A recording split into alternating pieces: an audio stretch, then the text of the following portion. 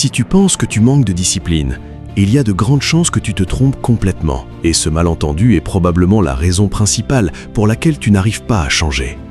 Parce que ce n'est pas un problème de volonté, ce n'est pas un problème de motivation et ce n'est même pas un problème de mental faible. Le vrai problème, c'est que personne ne t'a jamais expliqué clairement ce qu'est réellement l'autodiscipline et comment elle fonctionne dans la vraie vie. Il y a quelques jours, j'ai posé une question simple. Quel est ton plus gros problème quand il s'agit d'être discipliné ? Et les réponses ont été instantanées. Des centaines de personnes, toutes avec des réponses différentes, mais étrangement similaires. Je manque de motivation, je suis trop distrait, je passe trop de temps sur mon téléphone, je commence plein de choses mais je ne finis rien, je procrastine tout le temps. Et à première vue, tout ça semble logique, on regroupe tout sous un seul mot, discipline. Mais en réalité, ce que tu vis, ce n'est pas un problème de discipline, c'est un problème de système. Parce que tous ces éléments font partie d'un ensemble beaucoup plus large qu'on appelle le changement de comportement. Et c'est ça que tu cherches vraiment. Pas juste être discipliné pendant 2 jours, pas juste te motiver un lundi matin. Tu veux devenir quelqu'un de constant, quelqu'un qui agit même quand c'est difficile, quelqu'un qui avance même quand il n'y a personne pour regarder. Mais pour y arriver, tu dois comprendre une chose essentielle. Il existe plusieurs leviers invisibles qui contrôlent ton comportement. La discipline en fait partie, mais elle n'est pas seule. Il y a aussi tes habitudes, ton environnement et tout ce que tu consommes chaque jour, que ce soit du contenu, des pensées ou même les personnes qui t'entourent. Et si tu ignores ces éléments, tu vas continuer à te battre contre toi-même, sans jamais comprendre pourquoi tu perds. Alors aujourd'hui, on va faire quelque chose de différent.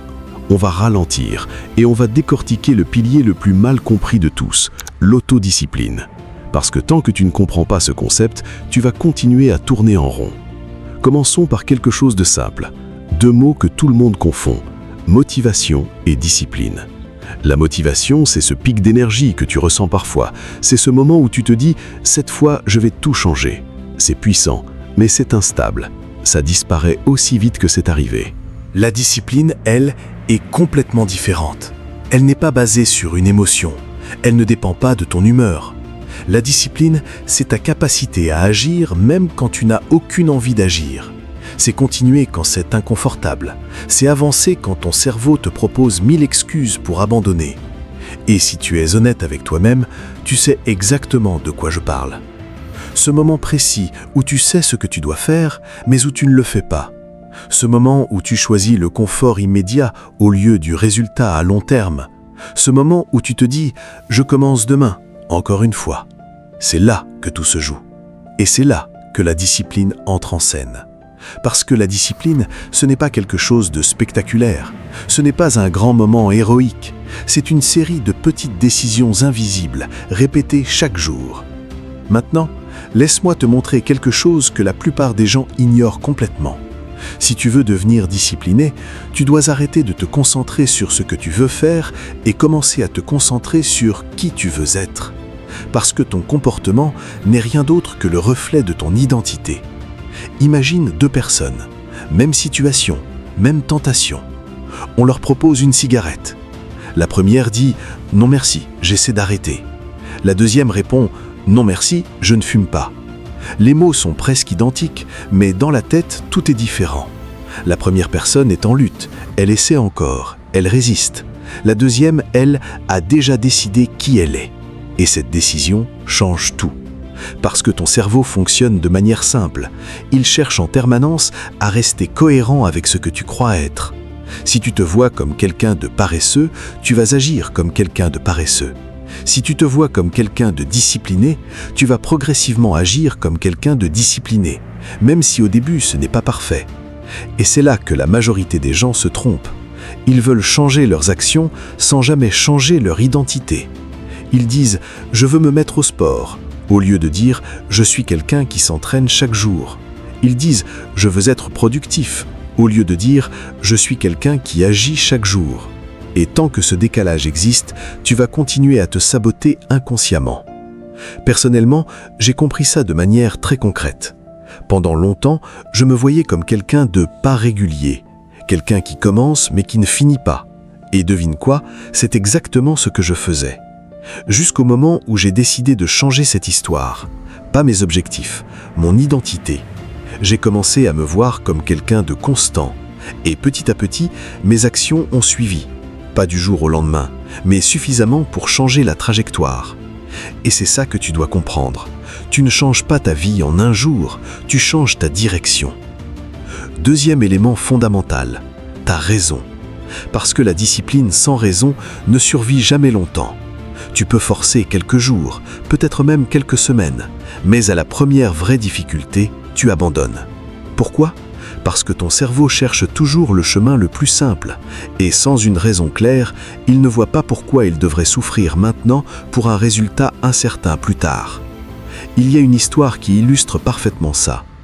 Au début de sa carrière, Jim Carrey était inconnu, fauché, invisible. Et un jour, il a écrit un chèque de 10 millions de dollars à son propre nom. Il l'a signé, daté, et il l'a gardé dans son portefeuille. Tous les jours, il le voyait.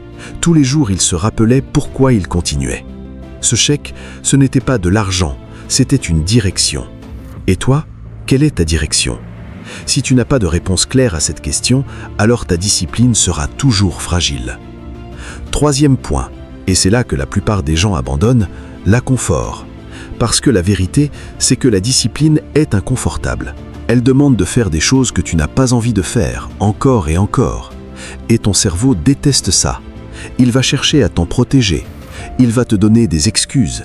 Il va te convaincre que ce n'est pas le bon moment.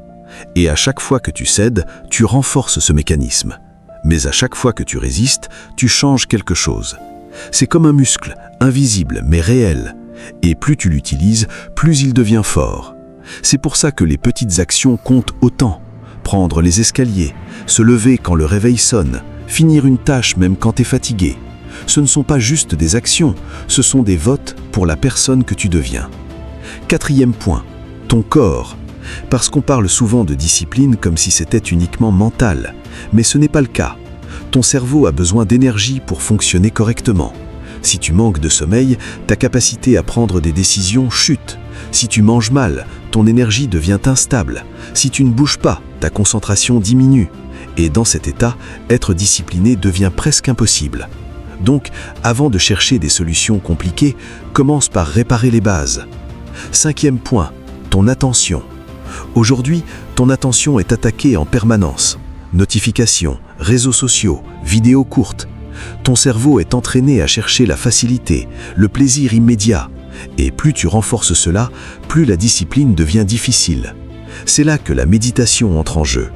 Pas comme une pratique spirituelle, mais comme un entraînement. Tu t'assieds, tu respires, et tu apprends à revenir, encore et encore.